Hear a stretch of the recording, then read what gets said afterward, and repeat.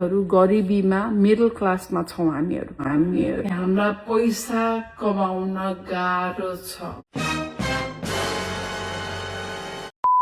को हुन् यी मुमिन उपत्यकाको बोक्सी जस्ती हजुरआमा? मान्छेहरू यिनलाई रानी दिदी भनेर चिन्छन्। दिदी रे, यिनको नाम रानी दिदी होइन, राइनी बजे हुनुपर्ने हो। साथीहरू, इन्ट्रोड्युसिङ राइनी बजे, एउटा यस्तो अनलाइसेन्स्ड साइकोलोजिस्ट जसले हाम्रो ग्वाङ्ग्रेलाई देउतासरी पूजा गर्छिन्। Yes, you heard it right, a psychologist worshipping a psycho.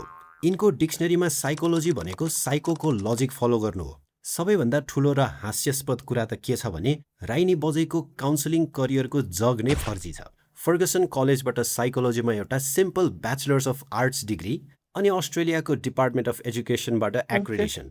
Raini बजेलाई कसैले भनिदियोस् बिए साइकोलोजी गर्नु भनेको डाक्टरको क्लिनिकमा रिसेप्सनिस्ट जस्तै हो, आफै अपरेसन गर्न पाउने सर्जन हुनु होइन। अस्ट्रेलिया होस् कि नेपाल, कपल्स, फ्यामिली र इन्डिभिजुअल काउन्सिलिङ गर्न मास्टर्स डिग्री, कैयौँ घण्टाको सुपरभाइज्ड क्लिनिकल प्र्याक्टिस र लाइसेन्स चाहिन्छ।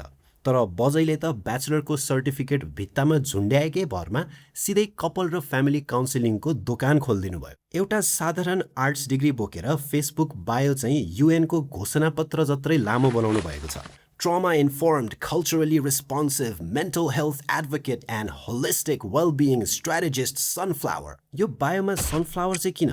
यतिको भारी शब्दहरूको ट्रमा दिएर मान्छेको दिमाग घुमाएपछि बल्ल आफै ट्रमा इन्फर्म्ड हुनुभएको हो कि क्या हो? बायो पढिसक्न पनि 2 चोटि अक्सिजन सिलिन्डर ल्याएर सास फेर्नुपर्छ। सामान्यतया कुनै पनि सक्कली साइकोलोजिस्ट वा काउन्सिलरको वेबसाइट खोल्यो भने त्यहाँ उनीहरूको फोटो हुन्छ, क्लिनिकल अनुभवको विवरण र सेवा लिएका मान्छेहरूको टेस्टिमोनियल्स हुन्छ। तर राइनी बजेको वेबसाइट खोल्नुभयो भने कुनै काउन्सिलिङ लाइसेन्सको प्रमाण वा कुनै सेवाग्राहीको टेस्टिमोनियल्स होइन, जस्ट हिमाल र पहाडको फुटेज अनि आफ्नो फोटोको सट्टा सूर्यमुखी फुल। होइन, मान्छे बजेको वेबसाइटमा काउन्सिलिङ लिन जाने हो कि धारा सनफ्लावर तेलको फ्याक्ट्रीमा होलसेल अर्डर दिन? अनि बजेको लाइसेन्स बिनाको काउन्सिलिङ रेट हेर्नुभयो भने होस उठ्छ। 1 घण्टाको $150, झन्डै 23,000 रुपियाँ। अनि 1.5 घण्टा कपल्स र फ्यामिली काउन्सिलिङ गरेको 30,000। त्यो पनि प्रत्यक्ष भेटेर होइन, जुममा बसेर गफ हाँकेको। अनि सोसियल मिडियामा आएर भन्नुहुन्छ हामी त मिडल क्लास वर्किङ क्लास मान्छे हो। ए बुढी माउ, 1 घण्टा भिडियो कलमा गफ चुटेर 22,000 उठाउने कुन चाहिँ मिडल क्लास हो? सर्वसाधारणको महिनाभरिको कमाई 1 घण्टामा पचाउनेले यसरी भिक्टिम कार्ड खेल्नु चाहिँ कुन ग्रहको साइकोलोजी हो? अरूलाई काउन्सिलिङ दिँदै हेल्थी बााउन्ड्रिज र टक्सिसिटीको भाषण छाड्ने बजाई आफ्नो ग्वाङ्ग्रे नेताको तानाशाही प्रवृत्ति र खुस्केको दिमाग चाहिँ देख्दै नदेख्ने। हाम्रो ग्वाङ्ग्रेले 2-4 दिन अगाडि मेरो गीत नगाउनेले पार्टीमा बस्न पाउँदैन, पद जान्छ के भनेका थिए? हाम्रो धरती, हाम्रो आकाश, हाम्रो परिवेश, सङ्घ गरौँ सबै मिली बनाऊ यो देश, देश आफै बन्दैन गाली गर्दै अरूलाई, हाते मारौँ गरौँ आजै सच्चाएर आफैलाई। बजेको डबल स्ट्यान्डर्ड हेरौँ न। क्लाइन्टलाई दिने सल्लाह चाहिँ सम्बन्धमा धम्की नसुन्नुहोस्, आत्मसम्मान जोगाउनुहोस्, टक्सिक मान्छेहरूबाट टाढा रहनुहोस् भन्ने।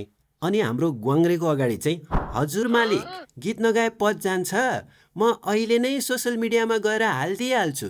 यही हो टक्सिक मान्छेबाट टाढा रहेको? यही हो धम्की नसहेर आत्मसम्मान जोगाएको? बाफ्रे, तपाईँ त सिग्मन्ड फ्रोइडको गुरुआमा पो पर्नुभएछ। अरूलाई मानसिक सल्लाह सुझाव दिने महान साइकोलोजिस्टले आफ्नै नेताको मानसिक अस्थिरता र अथोरिटेरियन डाइनामिक देख्दा चाहिँ पूर्ण रूपमा अन्धो। राइनी बजै, हजुरको र हर्कजीको यो टक्सिक लिडर फलोवर डाइनामिकको काउन्सिलिङ चाहिँ कसले गरिदिने? त्यो काउन्सिलिङ चाहिँ प्लिज आफू जस्तै अनक्वालिफाइड थेरापिस्टबाट नलिनु होला। बजैले कहिलेकाहीँ गतिले कुरा पनि गर्नुहुन्छ, तर यिनको हर्कवादको नाराबाजीले गर्दा यिनलाई कसैले पनि सिरियसली लिँदैनन्। बजै, तिमी इलिगल वेबसाइटबाट डाउनलोड गरेको पाइरेटेड सफ्टवेयर हो। इन्स्टल गर्दासम्म ठुलै आश हुन्छ, तर एकचोटि रन गरेपछि पुरै सिस्टम नै क्र्यास। बजै, तिमीले साइकोलोजी त पढेछौ, तर डिक्सनरी पल्टाउन चाहिँ कहिले पनि जानेनौ जस्तो छ। एकचोटि हिपोक्रेसी भनेको के हो त्यो पनि खोजिहेर।